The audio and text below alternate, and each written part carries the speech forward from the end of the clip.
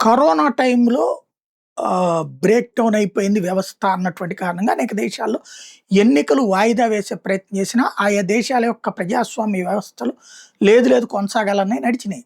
Biden పోయి Trump వచ్చింది కూడా కరోనా టైంలోనే. ఇదే ట్రంప్ పోయి బైడెన్ వచ్చింది కూడా కరోనా టైంలోనే.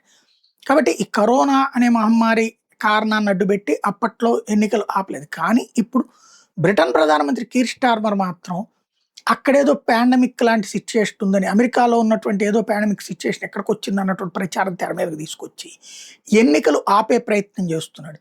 నిన్నగాక మొన్న జరిగినటువంటి బై ఎలక్షన్స్‌లో ఇంతవరకు లేబర్ పార్టీ చేతిలో ఉన్నటువంటి సీట్‌ని గ్రీన్ పార్టీ కొట్టుకుపోవడం, ఇంకో పక్కన స్థా ఈ ఒక రకంగా చెప్పాలంటే మిడ్ టర్మ్ ఎలక్షన్స్‌లో కీర్ స్టార్మర్ దారుణంగా ఓడిపోతాడు. లేబర్ పార్టీ దారుణంగా పడిపోయే పరిస్థితి ఉంది. ఈ నేపథ్యంలో పవర్‌లో తనకున్నంత కాలం దాకా పాపం ఇంతకుముందు 'రిషి సౌనక్' లాగా ముందస్తు రాజీనామా గాకుండా చిట్ట చివరి రోజు దాకా అనుభవించాలనుకుంటున్నాడు. దానికోసం లాక్‌డౌన్ లాంటిది ఏదన్నా తీసుకొచ్చి, అది పెట్రోల్, డీజిల్ అంకె చెప్తాడా?